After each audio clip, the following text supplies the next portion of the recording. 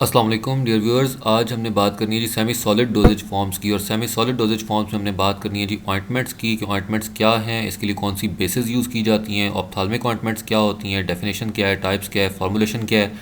तो कंटिन्यू करते हैं। प्लीज़ वीडियो को पूरा देखिएगा और कोशिश कीजिएगा कि जो कोई आपकी चीज़ों समझ में ना आ रही हों तो उसके लिए आप कमेंट सेक्शन में पूछ सकते हैं। सेमी सॉलिड डोजेज फॉर्म्स क्या होती हैं जी? Semi solid dosage forms are neither solid nor liquid but somewhere between the two states of matter. कि मादे की जो हालतें हमें पढ़ाई जाती हैं उसमें है जी सॉलिड लिक्विड गैस, तो ये उनमें फॉल नहीं करती है, ये दोनों के दरमियान में है, यानी ना ये लिक्विड है ना ही ये सॉलिड है। इसके कैरेक्टरिस्टिक्स जो हैं कुछ सॉलिड वाले हैं और कुछ लिक्विड वाले हैं। हाईली विस्कस डेंस मटेरियल्स होते हैं ये।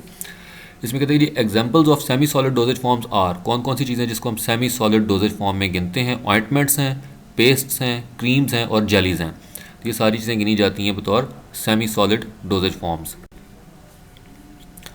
ऑइंटमेंट्स क्या होती हैं जी? Ointments are soft and greasy semi solid preparations. ये सेमी सॉलिड नीम ठोस, आप इसको कह सकते हैं कि नीम ठोस प्रिपरेशंस होती हैं, तैयार की जाती हैं ऑइंटमेंट्स जो हैं।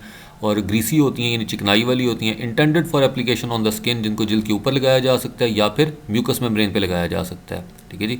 टाइप्स कौन कौन सी हो सकती हैं? मेडिकेटेड ऑइंटमेंट हो सकती है, नॉन मेडिकेटेड ऑइंटमेंट हो सकती है। अब मेडिकेटेड ऑइंटमेंट कौन सी है जी टाइप्स में? Contains a medicament dissolve, suspended और इमल्सिफाइड इन द बेस। एक बेस के अंदर या तो डिजॉल्व की हुई होगी मेडिकामेंट, यानी जो आपका एक्टिव फार्मास्यूटिकल इंग्रेडिएंट था या जिससे आप थेरेप्यूटिक आउटकम लेना चाह रहे हैं, वो मटेरियल, वो चीज़ जो थी वो डिजॉल्व की हुई होगी उसके बेस के अंदर, या इमल्सिफाई की जाएगी उसके अंदर, यानी हल हो चुकी होगी या इमल्सिफाई की गई होगी। ठीक है। या उसके अंदर सस्पेंडेड पार्टिकल्स हो सकते हैं। तो that is known as ointment, medicated ointment. अब नॉन मेडिकेटेड ऑइंटमेंट क्या हो सकती है कि these are used as vehicles for preparation of medicated ointment. ये सिंपल ऑइंटमेंट भी आप इसको कह सकते हैं कि ये सिंपल ऑइंटमेंट होती है जिसको हम इस्तेमाल करते हैं, बाद में इसके अंदर कोई और एक्टिव फार्मास्यूटिकल इंग्रेडिएंट ऐड करके उसको कन्वर्ट कर लेते हैं इनटू मेडिकेटेड ऑइंटमेंट। इसके अलावा इसका यूज़ क्या हो सकता है? और can be use for their emollient and protective action to the skin. दूसरी वजह क्या हो सकती है इसको इस्तेमाल करने की, सिंपल ऑइंटमेंट को या नॉन मेडिकेटेड ऑइंटमेंट को, कि इसको हम यूज़ करते हैं बतौर इमोलिएंट। ठीक है। इमोलिएंट क्या होता है? जिल्द की हिफाजत करने के लिए, जिल्द को सूदिंग देने के लिए, उसको नरम रखने के लिए, सॉफ्ट करने के लिए। ठीक है जी। एज इमोलिएंट नीचे हमने लिख भी दिया कि इमोलिएंट का मतलब क्या होता है जी? सॉफ्टनिंग और सूदिंग द स्किन। जिल्द को नरम बनाता है, उसको सॉफ्ट रखता है, उसकी नमी को बरकरार रखता है।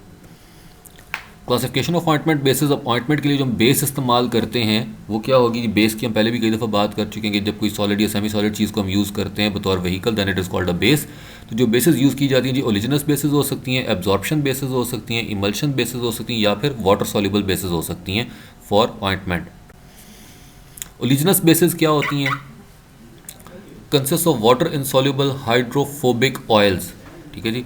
वाटर इनसॉल्युबल, पानी में हल नहीं हो सकते, हाइड्रोफोबिक, पानी से भागने वाले हैं, एंड फैट्स, और उसके साथ क्या है? इसके अंदर फैट्स शामिल है। The most important are hydrocarbon. सबसे अहम जो इसके अंदर यूज़ की जाती है ओरिजिनस बेसिस, उनको हाइड्रोकार्बन्स कहा जा सकता है। मिसाल के तौर पे पेट्रोलेटम, जिसको सॉफ्ट पैराफिन भी कहा जाता है, पेट्रोलियम जेली भी कहा जाता है। लिक्विड पैराफिन हो सकती है, लिक्विड पेट्रोलियम, उसको पेट्रोलेटम भी कहा जाता है, या फिर वाइट मिनरल ऑयल भी इसको कहा जाता है। These bases are greasy and difficult to remove from skin. अब ये क्या है? ग्रीसी होती हैं, चिकनाई बहुत ज़्यादा होती है, जल्द के ऊपर से उतारना मुश्किल होता है। They prevent drainage on oozing areas and evaporation of cutaneous secretions. तो जल्द से, ज़ख़म से, किसी जगह से जहाँ पे कोई इस किस्म की प्रॉब्लम हो, जहाँ पे कोई चीज़ लिक्विड वहाँ से निकल रहा हो, इवेपोरेट हो रहा हो, उसको कवर अप करने के लिए इनको इस्तेमाल किया जाता है। Absorption bases. The term absorption is use to show the hydrophilic character of the base. अब एब्जॉर्प्शन बेस क्या होगी? ये वो बेस है जिसके अंदर हाइड्रोफिलिक कैरेक्टरिस्टिक्स पाए जाएंगे, यानी कि ये पानी को एब्जॉर्ब करेगी। They absorb large amount of water but still retain their ointment like consistency. कि ये बहुत मिकदार में पानी को जज्ब कर लेती हैं, लेकिन इनकी जो कंसिस्टेंसी थी, जो इनका एक मयार था, उसको ये बरकरार रखती हैं ऑइंटमेंट्स। वूल फैट इसके लिए इस्तेमाल की जा सकती है, जिसको एनहाइड्रस लैनोलिन भी कहा जाता है। Obtain from wool of sheep, sheep के, भेड़ के जो वूल थी उससे इसको हासिल किया जाता है। हाइड्रस वूल फैट जो है lanolin. Bee wax is obtain from honey comb of bee. तो जो शहद की मक्खियों का जो छत्ता होता है उसमें से शहद निकालने के बाद जो बच जाता है उससे हम लोग वैक्स हासिल करते हैं, वो भी यूज़ की जाती है बतौर एब्जॉर्प्शन बेस। Emulsion base. तो इमल्सिफिकेशन में हमने पहले भी कहा था कि यार जब दो इममिसिबल लिक्विड्स होते हैं उनको हम आपस में मिक्स करते हैं इमल्सिफायर ऐड करके, then it is called emulsion. उस प्रोसेस को, उनकी मिक्स करने के प्रोसेस को हम लोग कहते हैं इमल्शन। तो कहते हैं these are semi solid emulsions. ये सेमी सॉलिड इमल्शंस होते हैं। These are of two types, oil in water and water in oil. ठीक है, या तो वाटर के अंदर आपने ऑयल को यूज़ किया हुआ होगा या ऑयल के अंदर वाटर को यूज़ किया हुआ होगा। The additional amount of water can be incorporated in both the types. दोनों टाइप्स के अंदर हम लोग एडिशनल इजाफी पानी भी डाल सकते हैं according to the need of the formulation, जितनी फॉर्मुलेशन की ज़रूरत होगी उसकी मुनासबत से।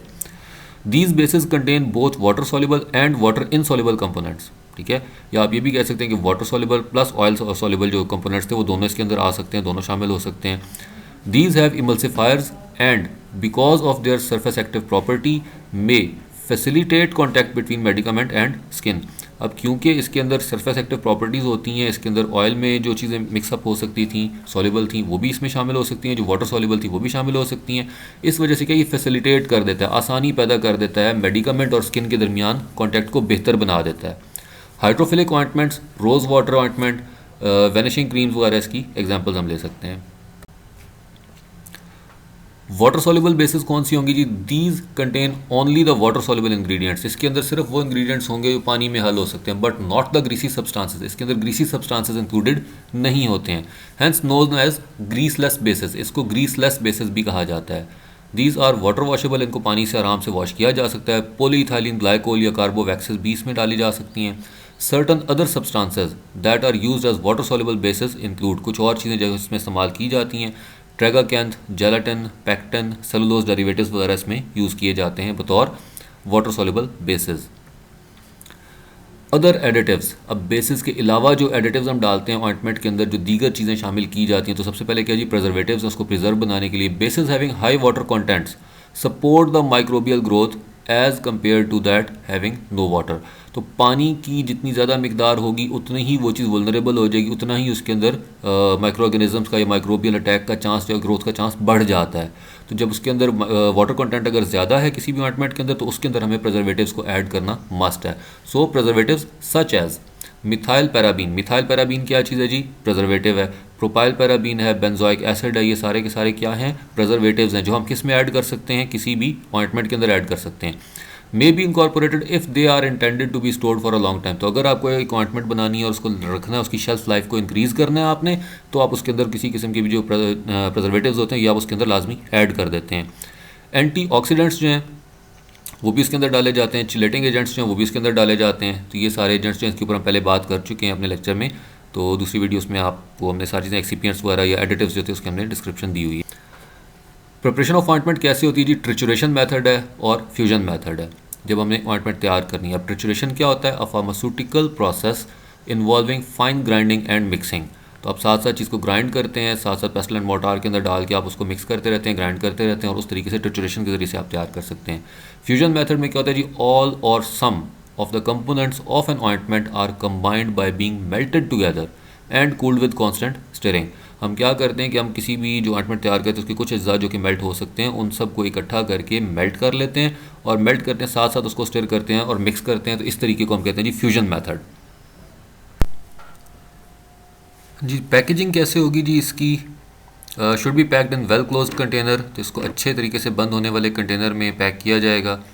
These are packed in ointment jars and collapsible tubes.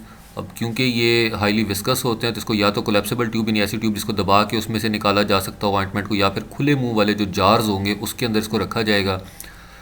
Should be so packed that there are no air spaces in container. और उस कंटेनर के अंदर एयर स्पेस नहीं होनी चाहिए, एक्स्ट्रा एयर उसके अंदर ना जा सकती हो।